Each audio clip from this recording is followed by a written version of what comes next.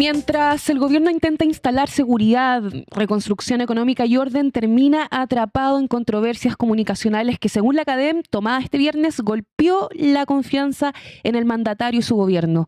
Publicaciones eliminadas, metáforas presidenciales, recortes en salud criticados transversalmente y, finalmente, la tensión con la ministra May Tomalí, quien obligó a Kast a retroceder en la solicitud de datos a migrantes en establecimientos de salud.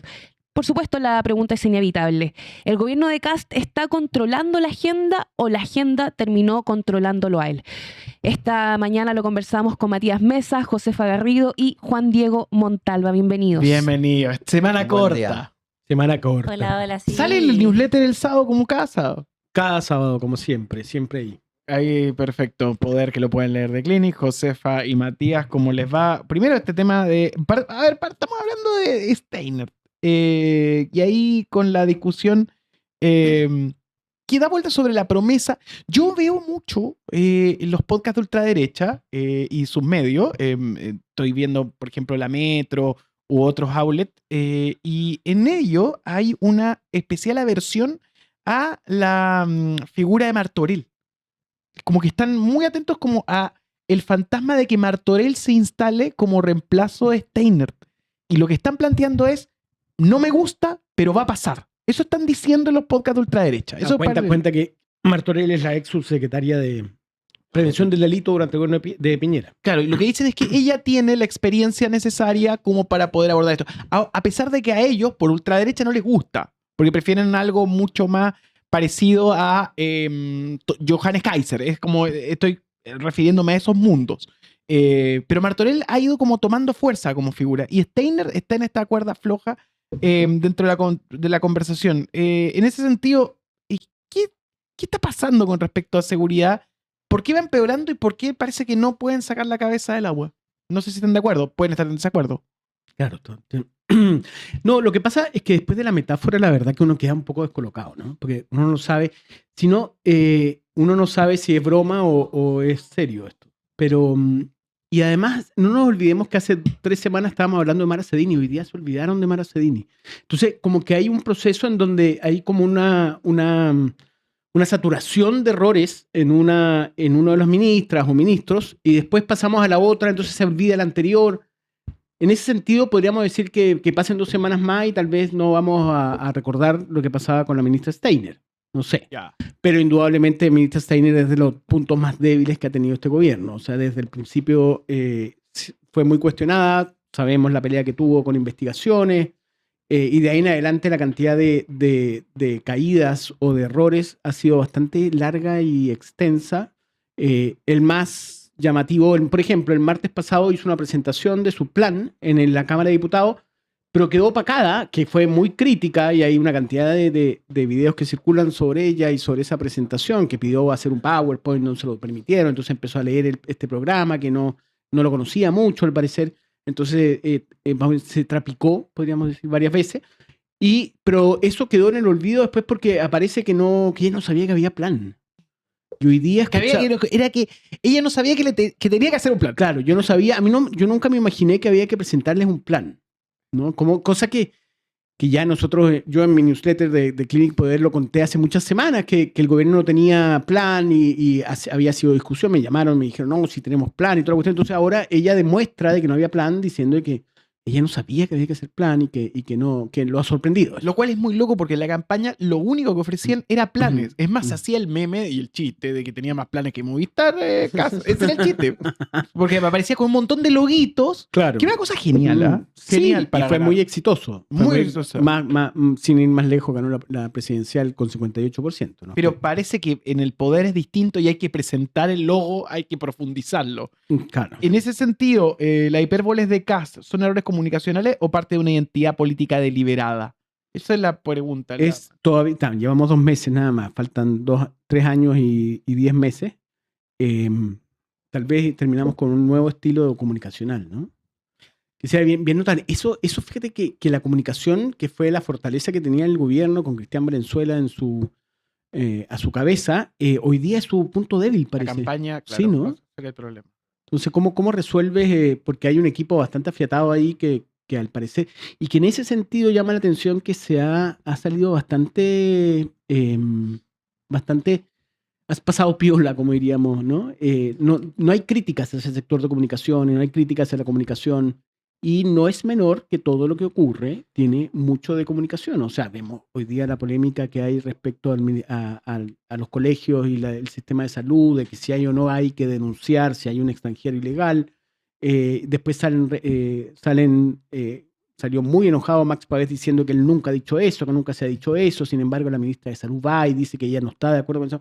Entonces, todo termina en un gran quilombo, ¿no? Que no son, comunicacionalmente nunca se resuelven. Matías.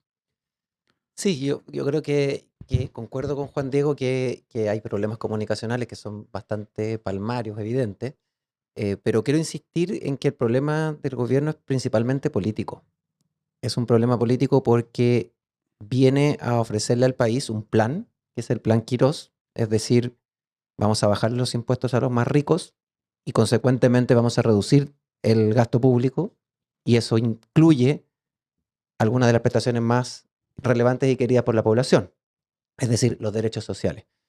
Y eso es un problema político porque creo que nos permite ver algo que hasta ahora no hayamos hecho explícito, y que es que en la política chilena en los últimos 25 años, desde el gobierno de Lagos por lo menos, existe un consenso tácito en torno a lo que podríamos llamar el Estado protector o la protección social, que en su momento le llamó la presidenta Bachelet. Y ese consenso básico mínimo, que tiene por supuesto matices, diferencias de velocidad, diferencias de mecanismos, formas distintas de articularlo dependiendo del punto de vista del sector político que lo busca implementar, se evidencia en que ciertas políticas importantes para la protección social han tenido continuidad y han avanzado incluso en los dos gobiernos que tuvo la derecha en estos 25 años. Por ejemplo, las prestaciones GES. Las prestaciones GES, que son garantías de derechos sociales en el ámbito de la salud, han crecido en todos los gobiernos. Creo que en el gobierno de Bachelet II no crecieron por otras razones, pero en los dos gobiernos de Piñera, que es lo que importa para este punto, crecieron. Pasaron de 69 a 80, si no me equivoco, y de 80 a 85 en el segundo gobierno. Ese consenso también está en materia de previsional. Uno dice, no, pero en previsión siempre se ha discutido mucho. Por supuesto que se ha discutido mucho, pero lo que no se ha discutido es que tiene que mejorar la cobertura, tiene que ampliarse, y se hizo a través de sistemas solidarios. El pilar solidario, la reforma del presidente Boric, que incluyó una parte de la cotización hacia un fondo solidario, etc. Entonces, hay un consenso que hoy día el plan Quirós está quebrando el espinazo de ese consenso tácito en el mundo político. Y ahí está el problema político de este gobierno, y del cual en la periferia aparecen todos estos problemas comunicacionales que son más o menos propios de un gobierno, de un gobierno que se está recién instalando y que más encima no tiene figuras fuertes políticas con experiencia, ¿no? Pero lo que está de fondo es esto, y eso se expresa en tensiones no con la oposición, sino que al interior del propio gobierno, que es como lo que ilustra, ¿cierto?, Juan Diego, ¿cierto? La ministra de Salud desautorizando directamente al presidente, diciendo, yo no voy a hacer eso que está pidiendo mi presidente. Entonces, el nivel de esa contradicción creo que se explica cuando uno entiende que el problema es político, el problema es del proyecto que están impulsando, que es un proyecto que va contra un cierto consenso mínimo que había en la clase política y la sociedad chilena en general, ¿no? Y que lo que se busca es, a través de esta idea del chorreo, ¿cierto? Lo voy a ilustrar de esta manera en el ámbito de la salud, que creo que es fundamental que ha pasado en estos días. Los recortes son impresionantes, 2,4% de disminución del presupuesto de salud. Es impresionante, un presupuesto de salud que ha crecido desde el año 2000 a la fecha, casi se ha duplicado en 25 años. Y aquí se empieza a retroceder por primera vez, ¿no? A eso me refiero. Entonces, este golpe al espinazo viene siendo la propuesta de resolución del problema constituyente que está Chile sometido, imbuido desde 2019, ¿no? Esta pregunta sobre qué es lo que está en disposición de la política y qué es lo que no, qué es lo que se va a discutir de aquí en adelante y qué es lo que no. Y lo que están proponiendo, lo que significa el chorreo hoy día en salud, por ejemplo, es decirle a la gente, hasta aquí la promesa ha sido ¿cuál? Mire, nosotros nos comprometemos a que su CEFAM va a ser cada vez mejor. Unos quieren ir más rápido, otros quieren ir más lento, pero su CEFAM va a ser cada vez mejor. Cada vez más se va a aparecer en una clínica privada. Y lo que le está diciendo el gobierno de Kast a la gente es, mire, deme plata a los empresarios, a los grandes empresarios, y eso va a significar que usted no va a tener que ir al CEFAM, va a ir a la clínica privada. Esos son los dos países que están hoy día en disputa y que se expresan en estas tensiones incluso al interior del gobierno. Pero yo creo, Mati, que el problema no solamente eso, el problema es que mintieron al decir eso, porque ahí hay una ideología que está imperando que uno podría decir, la gente está en su justo derecho en votar por lo que cree que puede ser mejor para el país. Pero lo que pasó aquí fue que ellos dijeron que estos recortes no iban a afectar a las personas. Y eso es lo que se está viendo, y es por eso entonces que vemos a los alcaldes de diferentes sectores haciendo esta barrera de contención, porque también les va a llegar a ellos. O sea, ellos van a ser los primeros en tener que lidiar con esto. ¿Es un problema político? Obviamente que lo es. Obviamente que lo es, pero yo creo que tiene que ver y atentan contra lo que ellos mismos prometieron en campaña. Y una vez volvemos más a este tema de la metáfora. La metáfora, entonces vamos a tener que revisar todo el programa de gobierno y vamos a encontrar puras metáforas. Ese es el problema. ¿Y qué tan peligroso, Agropanel, es para un gobierno empezar a reaccionar más de lo que propone? ¿Se pierde conducción? ¿Se empieza a gobernar emocionalmente? ¿Cómo lo ves, Juan Diego? Sí, hay un punto, me acuerdo, que estabas conversando, que era el punto del problema político, ¿no? Yo creo, Fete, a mí también me llama la atención claro, aquí no hay que olvidar que Chile Vamos lleva 6 meses, nada más, siendo parte de Kast. Es el 14 de diciembre cuando Kast gana con la primera vuelta, no, el 14 de diciembre, claro, después de la segunda vuelta, que se consolida ese encuentro que se había producido en la primera vuelta. En la primera vuelta Kast queda de segundo y ahí Chile Vamos va y cruza el Rubicón y va a darle el apoyo. Y desde ahí en adelante empieza, o sea, la convivencia entre Chile Vamos y republicanos no es muy antigua, por el contrario, es muy reciente. Y yo creo que en ese sentido el plan de reconstrucción ha permitido mantenerlos aglutinados, ¿ya? Porque hay una discusión que está en el Parlamento, que tiene que aprobarse, que hay que... Sin embargo, no sé si esa discusión y el plan de reconstrucción debería durar, no sé, hasta...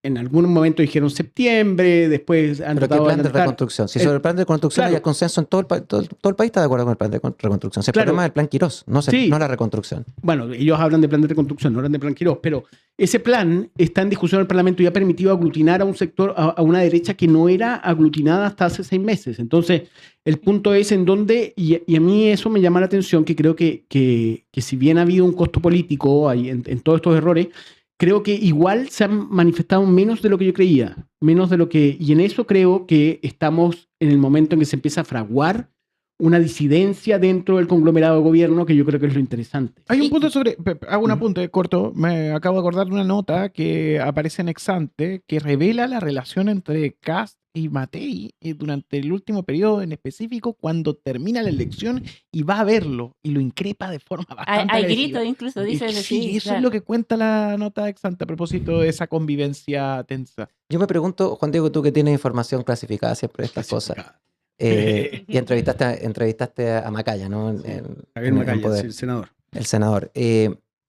¿Tú crees que este proyecto, esta reforma tributaria, puede salir del Senado sin compensaciones a la rebaja tributaria del...? No, yo creo que en el Senado hay una disposición a conversar. Creo que ahí, más allá de que tiene el voto de Matías Walker, que es el senador de Demócratas, que ha demostrado ser muy... ¿Pero el voto para qué? Esa es mi pregunta. Porque... Claro, el punto, y lo que me parece interesante en la entrevista con Macaya, es que Macaya dice del principio diciendo que esta reforma tiene que tener una mayoría que no sea por pocos votos, que tiene que ser, que es lo que se ha hecho en todas las reformas importantes que se han hecho en el Parlamento en Chile en los últimos 30 años. Y que es que si tú haces una reforma, tiene que tener más votos de los solamente necesarios para que esa reforma sea realmente apoyada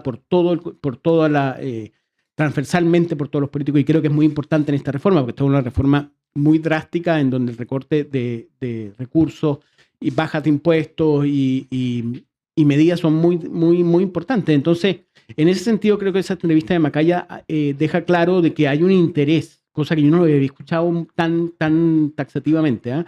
Después hay una entrevista al ministro del Interior este fin de semana también en que habla de que se van a recurrir a socialismo democrático. Entonces creo que si bien han pasado la máquina en la Cámara de Diputados, hay una intención de hacerlo en la Cámara de Senadores, o sea, en la Cámara Alta, pero creo que está por verse, ¿no? Faltan todavía dos comisiones en la Cámara de Diputados, la Comisión de Medio Ambiente que está ahora, la Comisión de Trabajo, después viene una semana distrital, o sea, falta mucho para llegar al Senado, no sé cuál es el tono de esa discusión en 3 semanas más. Bueno, ahí yo creo que otro de los problemas que tiene esta reforma, de la manera en que está planteada, es que ha puesto la carreta delante de los bueyes con el tema de la invariabilidad, porque la invariabilidad tributaria es un punto de llegada para una discusión tributaria, no es un punto de inicio. Lo de los 25 años de... Claro, porque ¿qué pasa? Si tú la planteas al principio, sin un consenso amplio, va a generar resistencia, y si tú logras que se apruebe con poco margen tu propuesta tributaria, probablemente sin invariabilidad tributaria, lo que le estás diciendo a los inversionistas es: aquí va a haber variabilidad tributaria. De hecho, el Congreso rechazó la invariabilidad. Incluso si logran aprobarla con invariabilidad, con 1 o 2 votos, el mensaje va a ser el mismo, porque va a salir la oposición diciendo: esta invariabilidad no es tal porque el próximo Congreso la va a eliminar, y no solo la va a eliminar, sino que va a reformarla.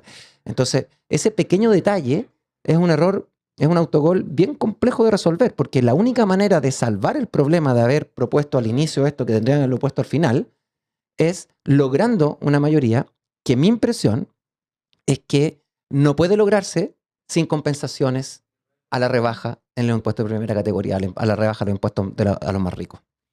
Y está abriendo una ventana que es bastante complicada para todos los gobiernos, el de la legitimidad. ¿Qué pasa cuando no hay legitimidad y tenemos problemas políticos? Ahí se viene la instabilidad, ¿o no? Y justamente sobre eso me gustaría instalar sobre la mesa si la ciudadanía distingue entre eficiencia y reducción del Estado, porque tenemos Hacienda que habla de eficiencia, pero la gente escucha recorte. Y acá, Josefa, me gustaría que me ayudaras a desglosarlo un poco. ¿Tú consideras que hay una desconexión comunicacional? ¿El gobierno lo explicó mal o más bien habla de una decisión impopular que decidieron tomar? No, yo creo que todo esto es político. Vimos al comienzo del gobierno, yo creo que errores comunicacionales, y hoy día solamente están evidenciando, corriendo el tupido velo y mostrando cómo son. Yo creo que eso es lo que está pasando ahora. Esto eventualmente puede derivar en muchas cosas, como problemas comunicacionales. Pero aquí la gestión que estuvimos tanto tiempo analizando, esto es lo que pasaba en el segundo piso con el gobierno, bueno, se está viendo acá. Acá veía una nota, creo que fuiste tú, ¿no? Que ponía esto de el jefe de gobierno y el jefe de gobierno y jefe de Estado. Justamente yo creo que es eso. Eso estamos viendo, y eso deriva de todos los problemas que estamos viendo en adelante. En relación con lo que planteas, Josefa, en tu pregunta sobre la inestabilidad social, yo creo que hay una cuestión que ha pasado muy colada en la semana pasada, y que fueron las elecciones Fetch. Si bien se le dio, digamos, micrófono a la nueva presidenta de la Fetch, creo que se ha reparado con insuficiente atención en un elemento que a mí me parece muy relevante, y que es la participación en esa elección Fetch. La Fetch históricamente ha sido un actor social muy importante de su fundación hace más de 115 años, y ha tenido momentos de crisis. La crisis más importante que tuvo fue el año 93, cuando se quedó después de la presidencia de quien fuera senador y ministro del Interior, Álvaro Elizalde, ¿cierto? Después del año 93 se queda sin quórum, ¿no? Dejó de existir. Dejó de existir por la Fetch. Por un año, sí. Y al año siguiente se logró reconstituir de la mano del trabajo de las Juventudes Comunistas, encabezadas por Rodrigo Rocco, y bueno, ya se embocó en la primera gran movilización social que enfrentó la Concertación el año 97. Y luego vino un proceso muy largo de acumulación que tiene su punto culmine en el 2011, ¿no es cierto? Encabezado en ese momento por Camila Vallejo. Y luego vuelve a caer en crisis. ¿Y cuándo vuelve a caer en crisis? El año 2019, que vuelve a caer en crisis de disolución por falta de quórum. Y ahí no se levanta, salvo una vez, ¿cierto? Con Lufín, que lograron el quórum por 2 o 3 votos. Y llega al punto del año 2024 tener un quórum de 9%. Ese era el nivel de crisis ya patológico, ¿no? De representación, que ni siquiera el momento más crítico de la política nacional chilena llegó a un momento tan dramático, ¿no? 9% de quórum. 9% de quórum. Y hoy vuelve la federación y vota el 49% del padrón. Cuando se le había rebajado el quórum, se había exigido solamente el 20% y se más que duplica ese mínimo, se llega al 49%. En 4 horas alcanzó el quórum. ¿Por qué llamo la atención sobre esto? No porque los estudiantes de la FECH, de la Universidad de Chile, sean muy representativos de la sociedad chilena, pero sí es un indicador de que un recordatorio para la política de que la sociedad está ahí y que cuando las cosas impactan sobre la vida de las personas, la sociedad recurre a sus mecanismos de representación de intereses. Y esto lo vamos a ver seguramente en los distintos actores sociales con capacidad de representación de interés. Así que yo quisiera hacer ese punto y recordarle a la política que la sociedad existe. Interesante, no sabía que era el 49% la participación. No, es muy grande. Sí, o sea, pasar de 9, como decía. Se parece a lo que llegó Gabriel Boric, creo, ¿no? Creo que vi una nota al respecto. Habla. Sí, cuando fue electo presidente de la fecha. Mira, y ahora yo creo que obviamente la sociedad civil, y en este contexto yo creo que nos ayuda mucho todo lo que ha dado a conocer el gobierno, estos recortes, estas modificaciones y reformas. Creo que es también es una señal de alarma hacia la derecha. O sea, creo que un gobierno, que una FECH con Boric presidente es mucho más amistosa que una FECH con Kast presidente. Y de alguna manera lo que dices tú es verdad, o sea, le hace llamar la atención a la sociedad civil existe todavía. ¿Ya? Sin embargo, no sé, y ahí hay un punto, no sé cuál es la capacidad, y eso falta mucho todavía, llevamos 2 meses de gobierno, falta mucho para ver la movilización, la capacidad de movilización y de articulación entre esa oposición de la calle. Han habido movilizaciones, yo no descarto, a mí se me desordena un poco, pero la semana pasada hubo una movilización el día jueves, creo, o miércoles. En el eje barrio universitario hay movimiento siempre. Ya. Entonces, pero bueno, pero ahí, ¿me entendés? Hay una necesidad de expresión que yo creo que se va a ir haciendo cada vez más, sobre todo con estos errores, además, comunicacionales que permanece, o sea, que es semanal. O sea, como te digo, el martes estábamos riéndonos más que reír, llorando la presentación de Steiner, pero el jueves nos superó o viernes dijo que no había que hacer, no estaba sorprendida de hacer plan. Entonces, tampoco... Pero Juan Diego, tú insistes en esta idea de los roles comunicacionales como grandes movilizadores. Yo dudo mucho que pasar del 9% de participación en la Federación de Estudiantes de la Universidad de Chile al 49% tenga algo que ver con lo que dijo o no dijo Steiner. Yo creo que eso tiene que ver con que los estudiantes están viendo amenazados su bienestar y el de sus familias. No tengo ninguna duda. Sí, obviamente hay una explicación. Y eso es por política, no por comunicación. Sí, a lo que voy, que la política genera efectos comunicacionales. Entonces, sí, yo también estoy de acuerdo con Juan Diego que genera una licuefacción, que era lo que planteaba Mayol, lo que decía, ojo, se está dando un escenario que por lo menos habla con el estallido.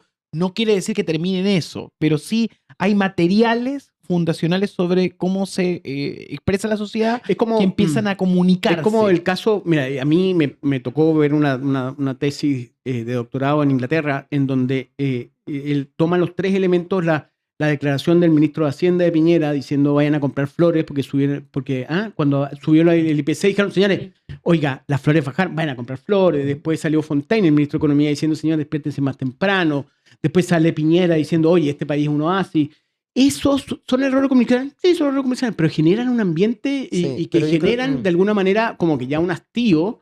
Entonces, a lo que voy, que sí, son errores. Yo creo que, y en eso hay que seamos claros, siempre en los gobiernos se dicen, no, aquí el problema del gobierno es un tema comunicacional, no, la SECOM no funciona. Y los problemas son políticos. Si tú tienes una buena política y la vas a comunicar bien, este gobierno no tiene políticas en seguridad, está demostrado. Pero finalmente lo que queda y lo que genera ambiente es lo que la gente habla, y eso es lo que habla es comunicación del gobierno. Yo quiero tomar un punto sobre eso, las encuestas. La encuesta, que en ciertos casos, ahí tuvimos hoy día a la gente de Criteria, hemos estado monitoreando, y efectivamente hay cierta sensación de hastío con algunos personajes, además con las promesas entregadas, Pero eso se suma a que las medidas que van a aplicarse si llega a encallar la mega reforma son impopulares. Entonces es un paquete que es bien Eso es. preocupante. Sí, pero mira, de eso hace poco estuve conversando con una persona que hacía encuestas, casi especialmente, y por temas yo creo que más bien de negocios o de la industria, no sé, comerciales, pero me decía que ella llevaba 7 años haciendo focus group y que ella está impresionada porque ella justamente, ¿se acuerdan que los encuestadores se los criticó porque no habían vislumbrado claro, el estallido social y todo eso? Y ella me dijo, yo quedé impresionado, me dijo, no, yo veo hace 7 años aquí realmente los focus group que pueden ser de una marca de helado, me dijo, la gente llega resignada. Pero ¿cómo? Es resignación lo que hay ahora. Antes había molestia, ¿me entiendes? Pero hoy día hay primero un pesimismo respecto a que esto va a seguir así, y segundo, de que no hay nada que hacer. Y eso me impresionó, lo he conversado en otras personas que me dicen que sí, que he ubicado, pero que pasamos de la molestia que hubo a una resignación, y ahí es ver cómo se licúa esto, ¿no? Y en qué se traduce. Yo creo que por ahí hay harto que cortar. Es súper interesante porque, claro, vemos que la ciudadanía está comenzando a cansarse, pero ¿qué pasa si, voy a lanzar una tesis, qué pasa si justamente esto es lo que mantiene movilizada la base de Kast? Lo dejo ahí. La tesis de la esperanza, porque aumenta la esperanza en la base de Kast. Entonces es muy loco porque lo que acabamos de analizar, de alguna manera se empieza a sostener que ese cansancio para la gente de Kast es la única realidad. No sé si es desde ahí donde pueden operar. Desde ahí pueden operar, claro. Pero un gobierno no se sostiene hablándole a los suyos. O sea, ahí se genera, hay un distanciamiento entre lo que pasa con toda la sociedad y con los suyos. Yo creo que ahí también ha sido un problema del gobierno, una excesiva representación de su nicho. Ahí hay un problema. Y también creo que algo muy relevante que lo hemos evaluado la semana anterior es que la sensación de desesperanza sigue en aumento. La gente, porque también en el discurso de acá, y esto es comunicacional, ellos han preferido decir que estamos en un problema, pero que lo que viene allá adelante no es mejor. ¿Qué viene adelante? No nos dicen que hay esperanza. Ahora, igual a mí, fíjate, yo destaco, hablando de errores comunicacionales, pero creo que hay algún logro comunicacional en cómo el gobierno ha colocado el crecimiento, la necesidad de crecimiento como fundamental. Eso no existía hace 3 meses. Y eso ahí se pudo meter la oposición. Hay un consenso que es necesario crecer y la oposición igual se ha sumado a pero cómo yo creo se que eso es más discute. antiguo que 3 meses. O sea, la discusión entre economistas hace muchos años. No, pero yo pero creo que en el mundo político. No, pero yo creo que un par de primero años. era seguridad. Sí, pero estamos hablando de consenso como a nivel elitario. Y yo creo que ahí el tema de que es necesario crecer, hasta el presidente Boric hablaba de eso en la última parte. Presidente Boric. Sí, pues, Hasta el presidente Boric, claro. Sí, el presidente Boric no estaba entre sus prioridades. No, eso y está empezó claro. el gobierno, hubo discusiones respecto a si el país tenía que crecer o no, si era beneficioso en un contexto de calentamiento global, el Claro, pero crecimiento. eso fue en otra época, en otro país. Por eso, pero no nos olvidemos. No nos olvidemos de crecimiento. Entonces, Locos, a lo que voy que creo que hay una instalación de ese tema, como que es la necesidad y tal vez hay que soportar todas estas reducciones, hay que es bien y me llama la atención, Yo creo que esa es la se ha apuesta. instalado. Yo creo que esa es la apuesta, pero no creo que le esté resultando. Amigos, qué placer conversar con ustedes los lunes. Además, somos los que más marcan, a excepción de los grandes canales, pero somos líderes a esta hora gracias a ustedes por su presencia. Hoy día Geraldine, que también ha sumado. Proyecciones de la semana corta. ¿Tú tienes un podcast más, perdón, un newsletter más corto? Oye, ¿verdad? Voy a checar el newsletter esta semana. Buena idea, sí. Sí, me cuesta llenar ese newsletter, pero bueno. No, está bueno, está bueno. Sí. ¿Algún apunte o algo que haya que proyectar o estar atento? La idea de las 27 horas de amor en el Congreso. Así es, y Eso me también parece una locura. seguimos atentos a lo que pueda suceder con la Contraloría y el oficio de Steiner, la resolución. Se dice que debería salir en cualquier momento, pero no. Sí, a mí me lo anunciaron hace mucho tiempo y todavía está. Es que lo que pasa es que cuando yo lo publiqué había ocurrido la crítica al país quebrado, ¿te acuerdas que el país está quebrado? En donde llegó al segundo piso toda una crítica respecto, no, al Ministerio de Secretaría General de Gobierno, a Mara Cedini y a Cristian Valenzuela. Entonces eso generó mucha molestia y yo creo que eso redujo un poco, o sea, como que atrasó el lanzamiento del caso Steiner. Yo creo que que lo que diga la Contraloría respecto a la salida de la tercera antigüedad de la Policía de Investigaciones va a ser importante para ella dentro de una historia de vida corta, pero no muy agraciada. Y ya se estaría allanando el camino para su salida también, que podría ser una válvula de escape incluso para el gobierno, según algunos reportes de prensa. Matías, ¿alguna cosa que proyectar? ¿Algo en el escenario? Hay muchas cosas en el escenario.